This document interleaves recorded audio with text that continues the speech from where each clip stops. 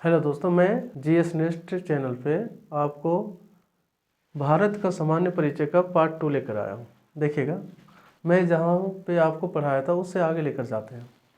देखिए, आज मैं आपको बताऊंगा कि भारत का जो पड़ोसी देश है, ठीक है, और भारत का जो और भी चीज़ें हैं, जैसे भारत की लंबाई उत्तर से दक्षिण, भारत की लंबाई पूर्व से पश्चिम, ये देख रहे हो आप। इनको बहुत सारे विवरण हैं, एक एक करके मैं आपको टॉपिक बाय टॉपिक समझाऊंगा। सबसे पहले देखिएगा कि आपको मैंने बताया था सबसे उत्तरी पॉइंट इंदिरा कॉल था, दक्षिणी पॉइंट कन्याकुमारी थी। अब इसमें आपको जो देखना है वो ये देखना कि भारत को उत्तर से दक्षिण की लंबाई कितनी है। तो उत्तर से दक्षिण की लंबाई देखिए लिखा हुआ 3214 किलोमीटर। नेक्स्ट है कि ये 3214 है। नेक्स्ट पश्चिम से पूर्व की लंबाई, पश्चिम से पूर्व की लंबाई कितना, 2933 किलोमीटर। यहाँ पर एक सामान्य सी बात है जो एग्जाम में बहुत बार पूछा जाता है कि भारत का देशांतर रेखा और भारत का अक्षांश रेखा दोनों का अगर कैलकुलेशन निकाला जाए तो दोनों बराबर बैठता है। लगभग 30 डिग्री अक्षांश रेखा भी है और 30 डिग्री देशांतर रेखा भी है। जब दोनों सेम है तो दोनों में ये लंबाई जो है वो अलग अलग क्यों है भाई। 30 डिग्री ये भी है, 30 डिग्री ये भी है, लेकिन एक की लंबाई 2933 है और एक की लंबाई 3214 है, तो डिफरेंस तो बहुत ज़्यादा है। ये डिफरेंस का कारण क्या है मैं आपको बता देता हूँ, ये बहुत कम लोग ही जानते हैं। देखिए, देशांतर रेखा जो होती है ना, देशांतर रेखा वो क्या होता है कि ध्रुवों पर क्या होता है, कम बीच में गैप जो होता है बहुत कम होता है, और भूमध्य रेखा पर दो देशांतर रेखाओं के बीच का जो गैप है वो बहुत ज़्यादा होता है। तो ये जो है, जब गैप बहुत ज़्यादा है तो इसका जो दूरी है वो अलग अलग होता है। वही अगर अक्षांश रेखा की बात किया जाए तो अक्षांश रेखा के दो अक्षांश रेखाओं के बीच की दूरी हर एक जगह पर बराबर होता है। जब ये बराबर होता है अक्षांश रेखाओं की दूरी, तो देखिए ये जो है लंबाई किससे नाप रहे हैं, अक्षांश से, और इसकी दूरी किससे माप रहे हैं, देशांतर से। तो देशांतर है जिसके कारण इसकी लंबाई कम हो जाता है, और यह अक्षांश रेखा है जिसके कारण अक्षांशों के कारण इनकी जो दूरी है वो क्या होता है, ज़्यादा होता है, 3214 किलोमीटर। नेक्स्ट आते हैं, देखते हैं भारत की कुल स्थलीय सीमा। अगर आपसे पूछा जाए भारत की कुल स्थलीय सीमा की लंबाई कितनी है, तो 15,200 किलोमीटर। स्थलीय सीमा का मतलब होता है भारत का वह हिस्सा जो किसी या कोई भी प्राकृतिक क्षेत्र से जुड़ा हो। भारत की वह स्थलीय सीमा जो किसी देश से जुड़ी हो या प्राकृतिक रूप से जुड़ी हो। तो देखिए, भारत का सबसे जो पश्चिमी सीमा है वो है गुजरात। गुजरात का जो क्षेत्र है ये है पाकिस्तान से जुड़ा हुआ। किससे जुड़ा हुआ है, पाकिस्तान से। उसी तरह से राजस्थान का क्षेत्र किससे जुड़ा हुआ है, पाकिस्तान से। तो इस प्रकार से भारत का जो स्थलीय सीमा है वो कुल कितना है, 15,200 किलोमीटर।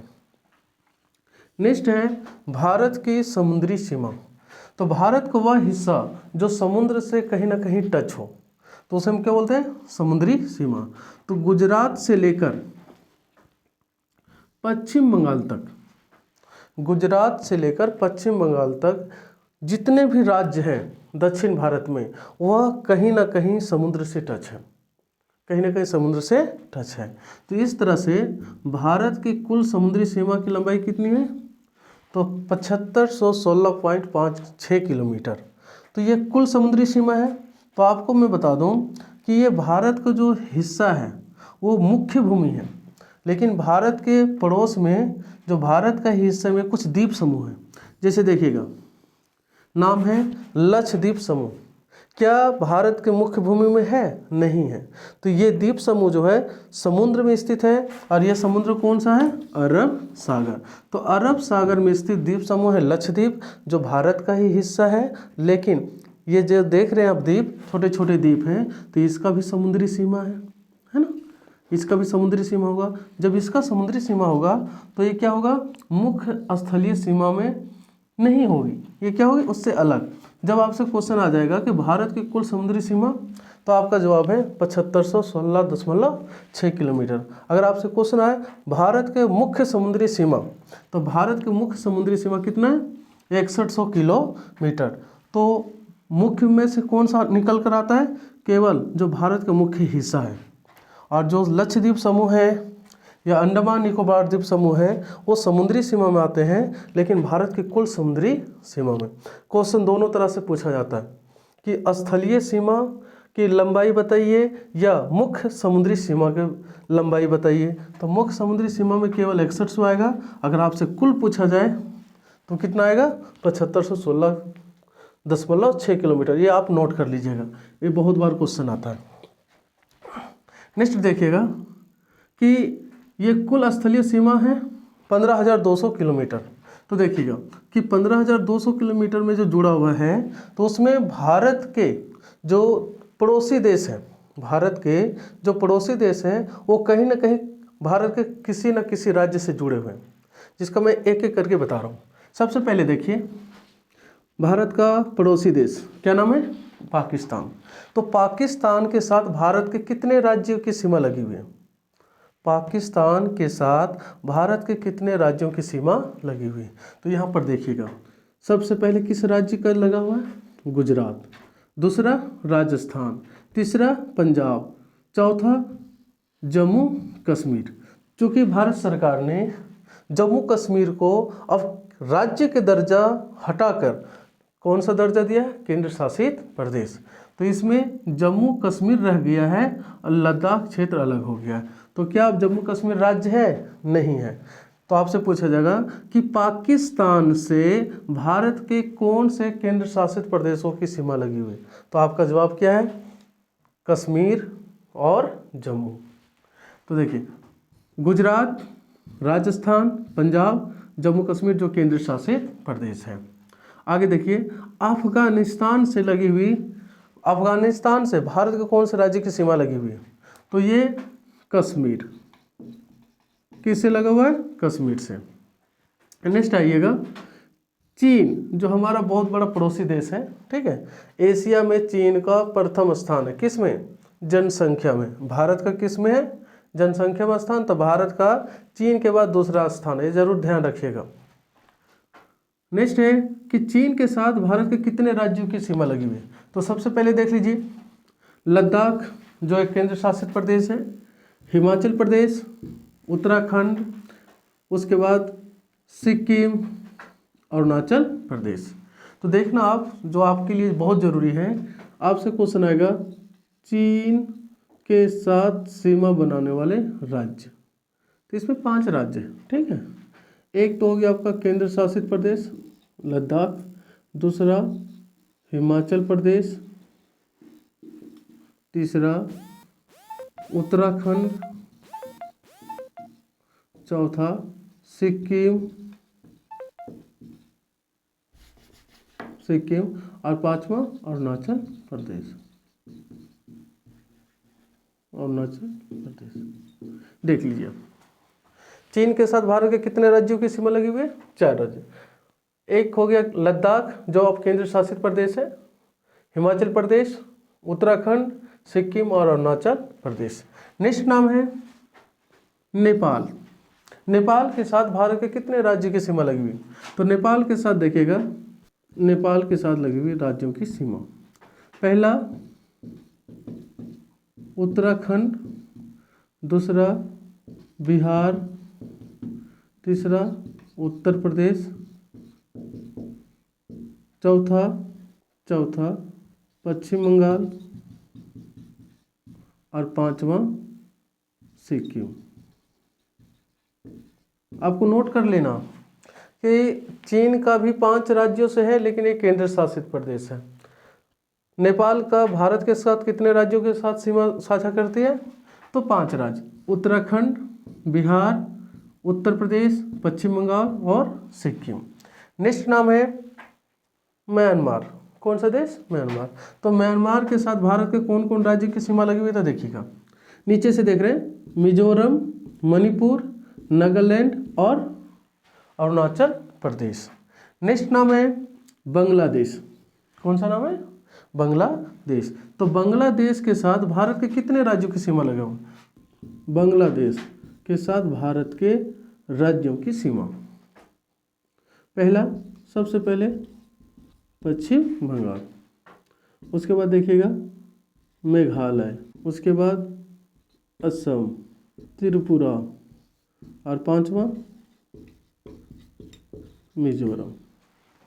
देखना, बांग्लादेश के साथ भारत के कितने राज्यों की सीमा लगी हुई है? 5 राज्य, पश्चिम बंगाल, मेघालय, असम, त्रिपुरा और मिजोरम। अब साथ साथ में थोड़ा होमवर्क भी कीजिएगा कि जितने भी राज्य हैं उसके राज्य की राजधानी, ठीक है, वहाँ के वर्तमान के मुख्यमंत्री, वहाँ के वर्तमान के राज्यपाल, राज्य में मुख्य निर्वाचन आयुक्त, राज्य का मुख्य न्यायाधीश, इस टाइप से आप थोड़ा होमवर्क भी कीजिएगा। आगे देखिएगा, यहाँ पे भूटान है, तो भूटान के बारे में देख लीजिएगा कि भारत के कौन कौन राज्य भूटान के साथ संबंध है। भूटान के साथ देखना, पहला सिक्किम, दूसरा असम, पश्चिम बंगाल और चौथा अरुणाचल प्रदेश। देखिए, भूटान जिसे थंडर ऑफ बोल्ट भी कहा जाता है, सिक्किम, असम, पश्चिम बंगाल, अरुणाचल प्रदेश। तो ये 4 राज्यों के साथ सीमा बनाया हुआ है कौन सा देश? भूटान, जिसकी राजधानी कहाँ पर है ये हमें ज़रूर बताइएगा, ठीक है। और यहाँ की मुद्रा क्या है आगे मैं बता रहा हूँ। नेक्स्ट, ये तो स्थलीय सीमा से जुड़े हुए देशों की संख्या हो गया, ठीक है। कुछ देश ऐसे हैं जो समुद्र के साथ सीमा लगाते हैं। देखिए, समुद्र के साथ सीमा लगाने वाले देश कौन है? तो श्रीलंका, और इसके ही पड़ोस में कौन है? मालदीव। मालदीव की राजधानी कहाँ है? माले, ठीक है। और मालदीव जिस प्रकार से लक्षद्वीप समूह है उसी तरह से मालदीव भी है। और मालदीव को लक्षद्वीप से किस रेखा के द्वारा अलग किया जाता है? आप हमें ये क्वेश्चन का आंसर जरूर बताइएगा कि मालदीव लक्षद्वीप को कौन से रेखा के द्वारा बांटा गया? श्रीलंका और भारत, श्रीलंका और भारत को जोड़ने वाले ब्रिज का क्या नाम है? दूसरा क्वेश्चन इसमें जरूर बताइएगा कमेंट करके कि श्रीलंका और भारत के बीच कौन सा स्ट्रेट है, यानी कि जल संधि है, और उसका नाम क्या है? आगे आ जाइए कि भारत के साथ ये सीमा बना रही है, ठीक है। आगे इसमें है कि भारत के साथ ये कुछ पड़ोसी जो देश हैं जिनके साथ हमारा संबंध जो है वो बहुत अलग अलग है। जैसे 2 हमारे पड़ोसी देश हैं, एक चीन है और दूसरा पाकिस्तान है। तो भारत के जम्मू कश्मीर में कुछ हिस्सा है जो विवादित है, और एक विवादित क्षेत्र है जहाँ पर नाम है अरुणाचल प्रदेश। तो और एक और मैं बताऊंगा 3, तो थोड़ा इसको आगे बताऊं।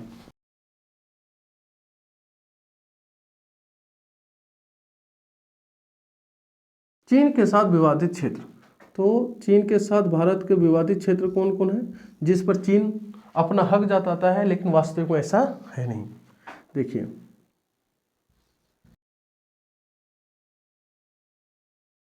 देखिए चीन के साथ विवादित क्षेत्र जो भारत का हिस्सा है लेकिन चीन बताता है कि मेरा है, जो वास्तविक रूप से चीन का है नहीं। सबसे पहले अक्साई चीन। अक्साई चीन लद्दाख का ही एक पार्ट है, जिसे 1962 की भारत चीन के युद्ध में चीन ने अधिकार जता लिया था, ठीक है। और उस समय से चीन ने ही कब्जा कर रखा है। चीन ने कब्जा किया है लेकिन चीन का इस पर कोई हक है नहीं। यहीं पर अक्साई चीन के ही पास एक क्षेत्र है जहां पर हाल ही में भारतीय सेना और चीनी सेनाओं के बीच झड़प हुआ था, जिसमें 20 भारतीय सैनिकों ने शहादत दिया था। हालांकि भारतीय सैनिकों ने भी चीन को भारी नुकसान पहुंचाए थे, और इसी के एक कमांडर थे संतोष बाबू। संतोष बाबू ये बिहार के रहने वाले थे, जिन्हें 72वां गणतंत्र दिवस पर राष्ट्रपति के द्वारा महावीर पुरस्कार से सम्मानित किया गया। ये नोट कर लीजिएगा, संतोष बाबू जो चीन के सैनिकों के साथ विवाद में इन्हें शहीद होना पड़ा था। नेक्स्ट है डोकलाम। डोकलाम जो है वो एक विवादित क्षेत्र है। चीन अपना अधिकार जताता है, भारत अपना अधिकार जताता है और भूटान अपना। तो ये चूंकि 3 देशों का मामला है, कितने 3 देशों का, यहाँ पर भी एक लंबा संघर्ष चला था और फिर चीन पीछे हटने को तैयार हुआ था। नेक्स्ट है अरुणाचल प्रदेश। तो यह भी क्षेत्र जो है वो चीन कहता है कि मेरा क्षेत्र है, लेकिन वास्तविक रूप से किसका क्षेत्र है, भारत का। तो चीन के साथ कितने विवादित क्षेत्र हैं, 3 है। जो सबसे ज़्यादा अभी चर्चा में कौन कौन रहा है, तो अक्साई चीन जहाँ पे झड़प हुआ था, डोकलाम और अरुणाचल प्रदेश। नेक्स्ट पाकिस्तान के साथ है सीमा, जो आप बहुत जानते हो, ठीक है। तो पाकिस्तान के साथ जो क्षेत्र है विवादित, उसका नाम है POK यानी पाक ऑक्युपाइड कश्मीर, ठीक है। तो इतना आप जरूर देखिएगा, ठीक है। इसी में कुछ लाइनें हैं जैसे LAC और LOC। आपसे बहुत बार पूछा जाता है कि LAC का मतलब क्या है और LOC का मतलब क्या है। LAC जो है ये चीन के साथ सीमा है, जिसका नाम है line of actual control, line of actual control. LOC का मतलब है लाइन ऑफ कंट्रोल। यहाँ पर एक का अंतर है, यहाँ पर वो का अंतर है, बराबर है लाइन ऑफ एक्चुअल कंट्रोल जो चीन के साथ सीमा बनाती है, और LOC जो पाकिस्तान के साथ सीमा बनाती है।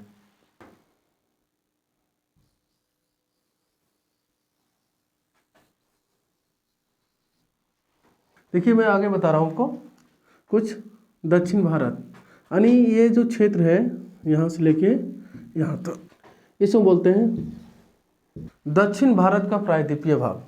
दक्षिण भारत का प्रायद्वीपीय भाग। प्रायद्वीप का मतलब क्या होता है, प्रायद्वीप का मतलब होता है वह भाग जो 3 ओर से पानी से घिरा हो, 3 ओर से पानी से घिरा हो, उसे हम क्या बोलते हैं, प्रायद्वीप। तो देख लीजिए, इधर से भी पानी, इधर से भी पानी और इधर से भी पानी, तो तीनों दिशा से पानी से घिरा हुआ है ना, तो इसे हम क्या बोलेंगे, दक्षिण भारत का प्रायद्वीप। तो प्रायद्वीप देखिए यहाँ तक आती है, कहाँ तक, यहाँ तक, क्योंकि यहाँ पर भी खाड़ी है जिसका नाम है कच्छ की खाड़ी, कच्छ की खाड़ी। यहाँ पर भी खाड़ी है, नाम है खंभात की खाड़ी। और यहाँ पे कुछ नदियाँ अपनी मुहाना बनाती हैं, जैसे नाम है ताप्ती, नर्मदा, साबरमती, जो नदियाँ डेल्टा बनाती है या कह सकते हैं एस्चुरी बनाती है। ये है आपका अरब सागर। तो यहाँ पे क्वेश्चन बताना है, भारत के किस शहर को अरब सागर की रानी कहा जाता है, बंगाल की खाड़ी। देखिए ये आपका श्रीलंका है, ठीक है। यहाँ पर 2 खाड़ी है, इधर है पाक की खाड़ी और इधर है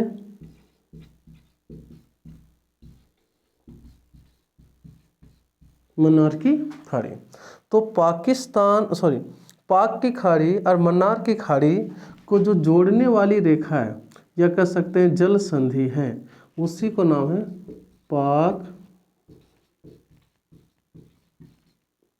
पाक जल डमरू मध्य। तो आपका यहाँ क्वेश्चन क्या है, पाक जल डमरू मध्य कौन 2 देशों के बीच है, तो भारत और श्रीलंका के बीच है। देखिएगा आगे कि हम पढ़ा रहे थे दक्षिण भारत का प्रायद्वीपीय भाग। तो दक्षिण भारत के प्रायद्वीपीय भाग में कौन कौन से राज्य शामिल हैं, तो सबसे पहले पहला नंबर पर गुजरात, ठीक है। दूसरा नंबर पर महाराष्ट्र, तीसरा नंबर पे गोवा, चौथा नंबर पे कर्नाटक, 5वां पे केरल, 6ठा पे तमिलनाडु, 7वां पे और आंध्र प्रदेश, ध्यान रखिएगा, आंध्र प्रदेश को सीमांध्र प्रदेश भी कहा जाता है, सीमांध्र प्रदेश भी कहा जाता है। उसके बाद आता है उड़ीसा। उड़ीसा को अब इस नाम से जाना जाता है, ओडिशा। और क्या नाम है? तो पश्चिम बंगाल। देखिए, भारत के समुद्र से जुड़ा हुआ कुछ देश राज्य हैं, उसी को हम बोलते हैं प्रायद्वीपीय भागों में स्थित राज्य। तो 1 2 3 4 5 6 7 8 9। आपसे क्वेश्चन आता है कि दक्षिण भारत के प्रायद्वीपीय भाग के कितने राज्य हैं जो समुद्र से टच है, यानी समुद्र से सीमा बनाती है। तो राज्यों की संख्या कितना है? 9। ये काउंट कर लीजिएगा, बहुत बार पूछा जाता है कि कितने राज्य की सीमा लगा हुआ है समुद्र से, तो 9 राज्यों का। अब यहाँ पे आपको 3 क्वेश्चन बताऊंगा जो एग्जाम में बहुत बार पूछे जाते हैं और भविष्य के भी एग्जाम में पूछे जाएंगे।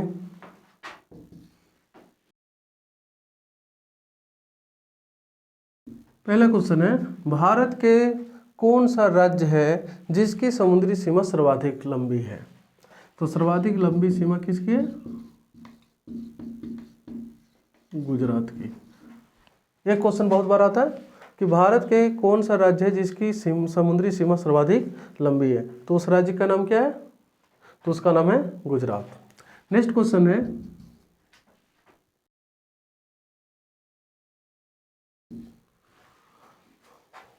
प्रायद्वीप भारत में सर्वाधिक लंबी सीमा किस राज्य की है? देखिए, गुजरात का जो भाग है, ठीक है, यहाँ तक प्रायद्वीप आता है, लेकिन ये जो क्षेत्र है ये भी समुद्र से जुड़ा हुआ है, लेकिन ये जो गुजरात के पार्ट है जो समुद्र से जुड़ा हुआ है, लेकिन ये प्रायद्वीप का हिस्सा नहीं है। तो क्वेश्चन क्या बदल जाता है, तो आपको ध्यान में रखना, प्रायद्वीप अगर लिखता था प्रायद्वीपीय भारत में सर्वाधिक लंबी सीमा जो समुद्र के साथ जुड़ी हुई है वो किस राज्य की है? तो यहाँ ध्यान रखिएगा, आंध्र प्रदेश। ये 2 मुख्य क्वेश्चन बता दें आपको। समुद्री सीमा सर्वाधिक किसकी है? गुजरात की। प्रायद्वीपीय भारत में सर्वाधिक लंबी सीमा वाली राज्य कौन से है? तो आंध्र प्रदेश की। आगे क्वेश्चन आता है आपका, तीसरा क्वेश्चन बता रहा हूँ। तीसरा क्वेश्चन देखिएगा, सर्वाधिक लंबी समुद्री सीमा का नाम। इसको हम अलग अलग पार्ट में बांटते हैं, जो समुद्र है ना उसको अलग अलग पार्ट में बांटा गया है, तो कुछ ना कुछ पार्टिकुलर नाम है जो मैं आपको बताऊंगा। तो ऐसे में सर्वाधिक लंबी समुद्री सीमा का नाम जो है वो नाम है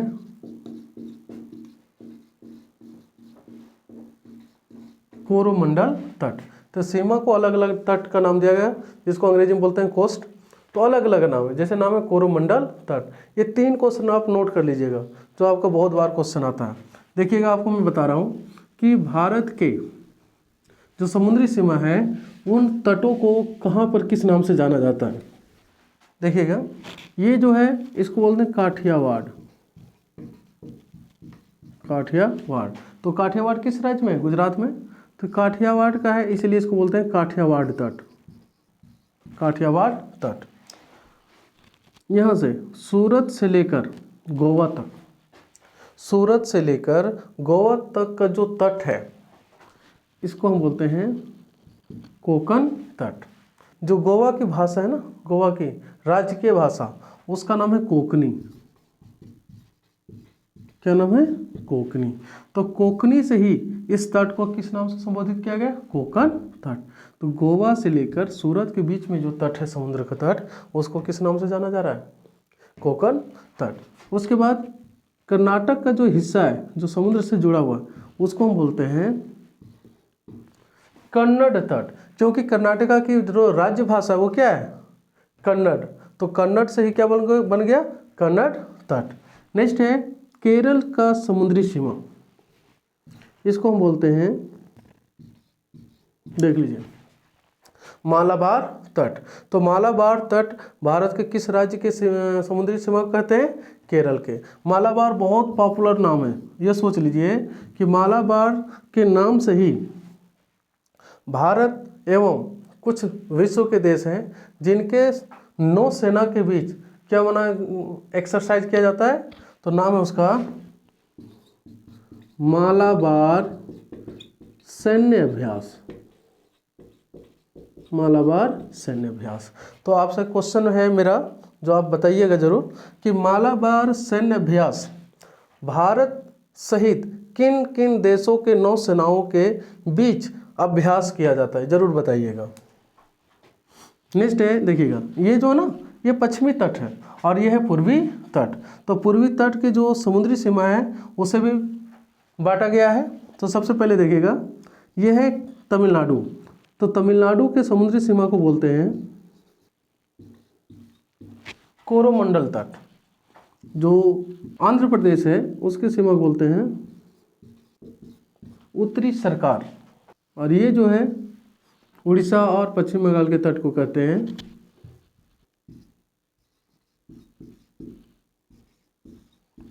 इसे कहा जाता है उत्कल तट। देखिए 3 तट हैं जो पूर्वी घाट पर है, कोरोमंडल तट, उत्तरी सरकार और उत्कल तट। तो ये उत्कल कहाँ से आया? उड़ीसा का ही प्राचीन नाम था उत्कल, ध्यान में रखिएगा। उड़ीसा का प्राचीन नाम क्या था? उत्कल। तो उत्कल से ही क्या बना है? उत्कल तट। ठीक है, यहीं पर इसी तट पर शहर है, नाम है पुरी। पुरी नाम है, जो जगन्नाथ रथ मेला के लिए विश्व प्रसिद्ध है। रथ मेला के लिए क्या है? विश्व प्रसिद्ध है, जरूर ध्यान रखिएगा। पुरी उड़ीसा के तट में स्थित है और वहाँ पर क्या निकाला जाता है? जगन्नाथ रथ मेला, जो विश्व प्रसिद्ध मेला है। तो ये सबसे लंबा तट कौन हो गया? कोरोमंडल तट। तो यहाँ पर आपको ध्यान रखिएगा, जो एग्जाम में पूछा जाता है कि निम्नलिखित में से वह कौन सा तट है जो पूरब में स्थित है? पूरब में स्थित है। तो देख लीजिए पूरब में कितने तट हैं? उत्कल है, उत्तरी सरकार है और कोरोमंडल तट है। तो इसमें अधिकतर ऑप्शन में क्या रहता है? कोरोमंडल तट। क्वेश्चन आ जाएगा, वह कौन सा तट है जो पश्चिमी घाट में स्थित नहीं है? पश्चिमी घाट में स्थित नहीं है। तो एक ये दे देगा, बाकी 3 ये रहेंगे। जैसे मालाबार दे दिया, कन्नड़ दे दिया, कोंकण दे दिया और काठियावाड़ दे दिया। तो ये जरूर आप थोड़ा ध्यान दीजिएगा, ठीक है।